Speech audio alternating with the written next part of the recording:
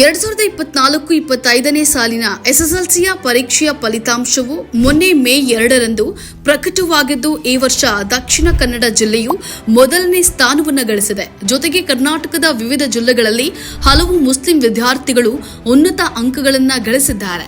ವಿಜಯಪುರ ಜಿಲ್ಲೆಯ ಮುದ್ದೇಬಿಹಾಳ ತಾಲೂಕಿನ ನಾಗರಬೆಟ್ಟು ಗ್ರಾಮದ ವಿದ್ಯಾರ್ಥಿ ಅಖಿಲ್ ಅಹಮದ್ ನದಾಫ್ ಇವರು 625ಕ್ಕೆ 625 ಅಂಕಗಳನ್ನು ಗಳಿಸಿ ರಾಜ್ಯಕ್ಕೆ ಪ್ರಥಮ ರ್ಯಾಂಕ್ ಅನ್ನು ಪಡೆದಿದ್ದಾರೆ.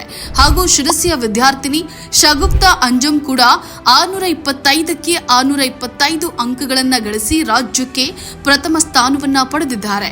ಮತ್ತೊಬ್ಬ ವಿದ್ಯಾರ್ಥಿನಿ ಬಾಗಲಕೋಟೆ ಜಿಲ್ಲೆಯ ಬೀಳಗಿ ಕೊಪ್ಪ ಎಸ್ಆರ್ಎಸ್ ಆದರ್ಶ ಶಾಲೆಯ ವಿದ್ಯಾರ್ಥಿನಿ ಶಫಾ ಶಾರಿಕ್ ಇವರು ಕನ್ನಡ ವಿಷಯದಲ್ಲಿ 125ಕ್ಕೆ 125 ಅಂಕ ಪಡೆಯೋದರ ಜೊತೆಗೆ ಉಳಿದ ವಿಷಯಗಳಲ್ಲೂ ಒಟ್ಟಾಗಿ 625 ಅಂಕಕ್ಕೆ 624 ಅಂಕವನ್ನು ಗಳಿಸಿ ರಾಜ್ಯಕ್ಕೆ ದ್ವಿತೀಯ ರ್ಯಾಂಕ್ ಅನ್ನು ಪಡೆದಿದ್ದಾರೆ.